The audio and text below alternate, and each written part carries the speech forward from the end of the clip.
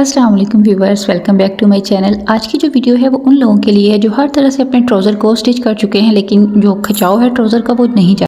इसके अलावा ट्राउज़र को लेके और भी बहुत से प्रॉब्लम्स हैं, तो उन सबको हम डिस्कस करेंगे। तो चलिए स्टार्ट करते हैं। ये देखें, सबसे पहले मैंने 4 फोल्ड में अपने ट्राउज़र के कपड़े को बिछा लिया है। ये वाली इसकी बंद साइड्स हैं, ये देखें, और दूसरी तरफ इसकी खुले वाली साइड्स हैं। ठीक है, पहले आपने कपड़े को इस तरह से 4 फोल्ड में बिछा लेना है, जिस तरह से मैं आपको दिखा रही हूँ। ठीक है, अच्छे से कपड़े को आयरन वगैरह करके मैंने सेट कर लिया है। अब यहाँ से अब हम सबसे पहले लेंथ देखेंगे कि हमें ट्राउज़र की लेंथ कितनी रखनी है। ठीक है, मुझे 38 ट्राउज़र की जो लेंथ है वो रेडी करनी है। ऊपर वाला जो पार्ट है ना वो फ्रंट पार्ट है। फ्रंट पार्ट की जो लेंथ है वो मैंने 43 रखी है। ये देखें 43, और जो बैक पार्ट है उसकी लेंथ 45 है। 45 बैक को 2 इंच बढ़ा के रखा गया है।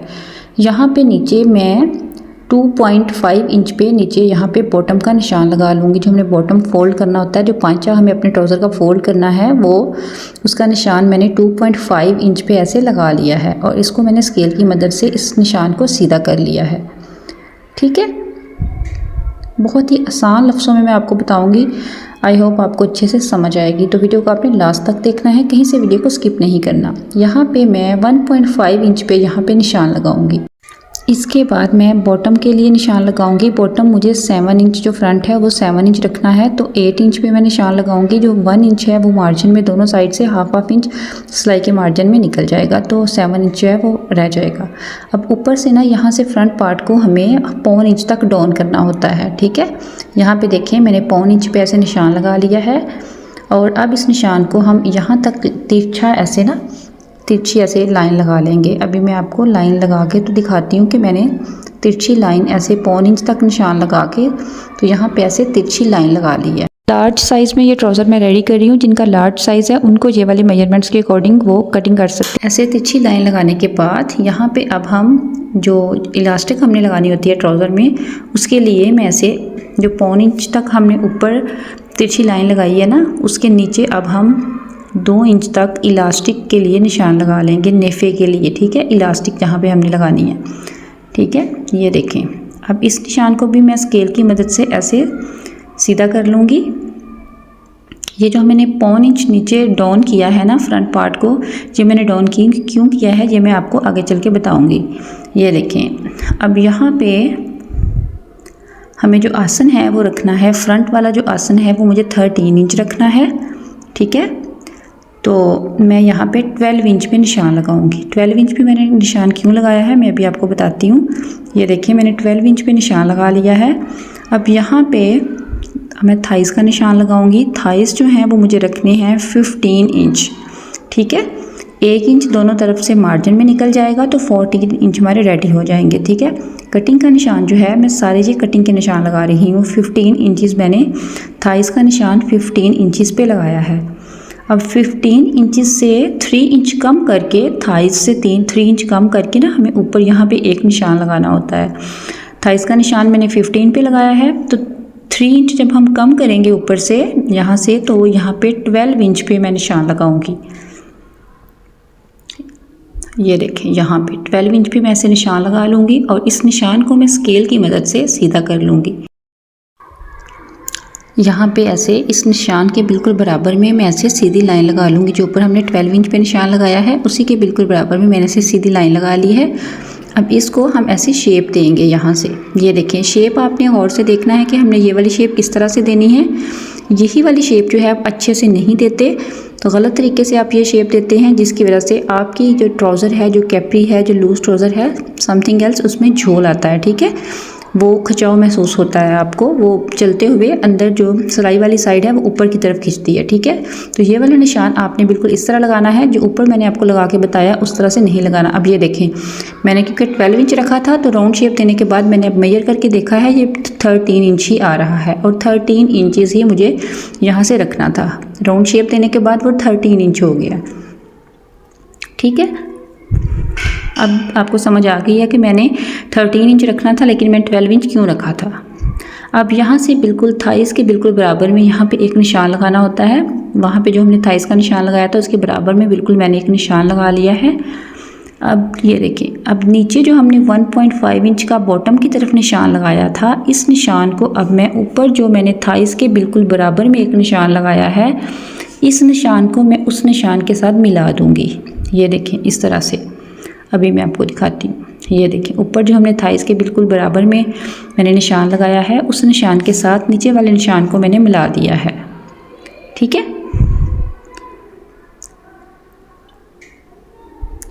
ये देखें यहाँ से मैंने यहाँ तक इसको ऐसे तिरछी लाइन लगा के मिला दिया है। ये देखें थाइस के बिल्कुल बराबर निशान लगाने के बाद नीचे वाले निशान को ऊपर मैंने मिला दिया है। ये वाली वीडियो मैंने ख़ास तौर पे तफसील से बिगनर्स के लिए बनाई है जिनको समझ नहीं आती।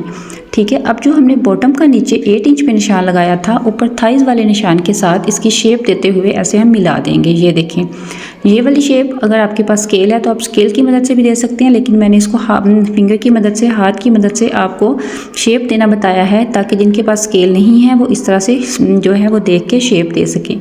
ठीक है, ये इस तरह से शेप देनी है। ये देखें निशान हमारे जो हैं वो फ्रंट साइड के सारे लग गए हैं। अब हम इस देखते हैं कि हमें इसकी कटिंग कैसे करनी है। अब सबसे पहले हम इस साइड से कटिंग करेंगे। ये देखें यहाँ से फोर फोल्ड में हमने बिछा के रखा है ना, दोनों पार्ट्स को, फ्रंट और बैक दोनों को हम यहाँ से ऐसे कट कर देंगे। ये देखें नीचे से लेके ऊपर जो हमने निशान लगाया था वहाँ तक मैं इसको कट कर दूँगी। ये देखें यहाँ तक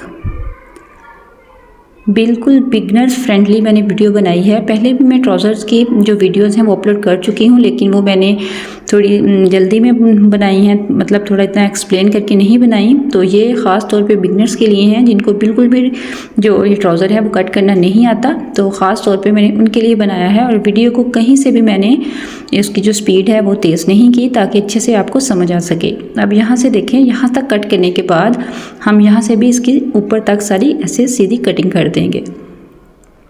ऊपर वाले पार्ट को भी मैं ऐसे कट कर लूँगी और नीचे वाले पार्ट को भी मैं कट कर लूँगी। ये देखिए इन दोनों पार्ट्स को कट करने के बाद अभी हम ऊपर वाले पार्ट को उठाएंगे। ये देखें फ्रंट पार्ट को जस्ट हम उठाएंगे और इसकी कटिंग कर देंगे। ठीक है, पहले हमने दोनों पार्ट्स की कटिंग की है ना, फ्रंट और बैक दोनों की कटिंग की है इकट्ठी। अब नहीं ऐसे करना, अब जस्ट आपने फ्रंट पार्ट को उठाना है और उसकी कटिंग कर देनी है। मैं आपको एक दफ़ा फिर बता देती हूँ, ये लार्ज साइज़ पे मैं ट्राउज़र जो है इसकी कटिंग कर रही हूँ। जिनका लार्ज साइज़ है, जिनकी जो 38 इंच लेंथ में ट्राउज़र पहनते हैं, उनके लिए ये परफेक्ट कटिंग है। फ्रंट पार्ट को मैंने उठाया है और इसकी कटिंग कर दी है। ये जो सेंटर वाली ये जो कटिंग है ना, ये वाली जो मैं अभी कर रही हूँ, ये वाली कटिंग जो है ये शेप आपने अच्छे से देनी है और इसकी कटिंग जो है वो आपने केयरफुली करनी है। इसी से जो हमारा ट्राउज़र है उसकी जो उसमें जो खिंचाव आता है सेंटर वाली सिलाई का वो नहीं आएगा। ठीक है, ये देखें यहाँ से भी अब मैं ऐसे कटिंग कर लूँगी, बिल्कुल यहाँ पे ऐसे ना बिठा के ऐसे कटिंग करनी है। जो ऊपर मैंने निशान लगाया जो आपको नज़र आ रहा है उस तरह की का यहाँ पे आपने ड्राफ्टिंग जब करनी है उस तरह का निशान नहीं लगाना, इस तरह से आपने निशान लगाना है जैसे मैंने आपको निशान लगाना बताया है। तो आपके ट्राउज़र में बिल्कुल भी खिंचाव नहीं आएगा। नमाज़ पढ़ते वक्त, उठते बैठते वक्त कोई भी मसला नहीं होगा, कहीं से भी आपका ट्राउज़र आपको इरिटेट नहीं करेगा। ठीक है, ऊपर जो मैंने हाफ इंच पौन इंच तक जो मैंने ये देखें यहाँ से जो मैंने डाउन का निशान लगाया था वो मैंने इसलिए लगाया था क्योंकि बैक हमने 2 इंच तक बढ़ा के रखी है ना, तो जो फ्रंट है उसको पौन इंच तक डाउन करते हैं ताकि जब हम इसको स्टिच करें, इसमें इलास्टिक लगाएं तो बैलेंस हो जाए फ्रंट बैक का, तो अच्छे से हमारा जो बेल्ट है फिर वो रेडी हो जाता है। ये देखें अब मैंने क्या किया है, अब ये जो फ्रंट पार्ट है उसको 2 इंच तक आगे की तरफ मैंने बढ़ा के रख दिया है। ये देखें बिल्कुल मैं आसान तरीका आपको बताऊंगी, कोई मैं निशान लगा के आपको नहीं समझाऊंगी कि आप डबल माइंडेड हो जाएं, आपको समझ नहीं आए। सिंपली मैं आपको बताऊंगी। ये देखें फ्रंट पार्ट को मैंने बैक पार्ट से 2 इंच तक आगे बढ़ा के रख दिया है और देखें बैक पार्ट को ऊपर से भी हमने 2 इंच तक बढ़ा के रखा है। ठीक है, यहाँ से भी हमने 2 इंच तक बढ़ा लिया और ऊपर से भी हमने देखें 2 इंच तक जो बढ़ा के रखा था ना उसको इस तरह से शेप दे के इसकी हम कटिंग करेंगे। शेप कैसे देनी है, ये देखें यहाँ से ऐसे शेप देते हुए इस तरफ से गुलाई दे के यहाँ तक इसको मिला लेना। अब इस तरफ से भी आपको 1 इंच तक ऐसे बढ़ा के रखना होता है। ठीक है, बैक पार्ट को 1 इंच तक यहाँ से भी मैं ऐसे बढ़ा के रखूँगी। ये देखें, ठीक है, इस तरफ से भी 2 इंच बढ़ाया था और उस तरफ से भी बैक को मैंने 1 इंच तक बढ़ा के रखा है और इसका मैंने निशान ऐसे लगा लिया है थाइस तक। अब मैं इसकी कटिंग कर लूँगी। मेरे पास ना जो चौक था ना, पेंसिल वाला चौक, वो भी मेरे पास रेड कलर का था, तो ट्राउज़र का कपड़ा भी रेड कलर का था, तो फिर वो छोटे से चौक से मैंने काम चला लिया है, लेकिन काम तो हो गया, शुक्र है। अच्छा जी, ये देखें, अब हम इसकी कटिंग करते हैं। ये देखें, अब इसकी हम यहाँ से कर लेंगे कटिंग।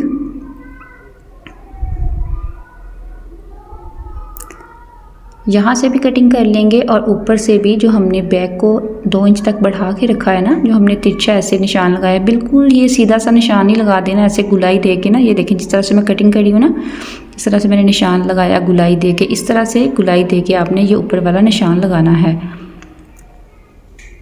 ये देखें, अब यहाँ से भी हम काट लेंगे। ये देखें, यहाँ से भी मैंने सारी कटिंग कर ली है।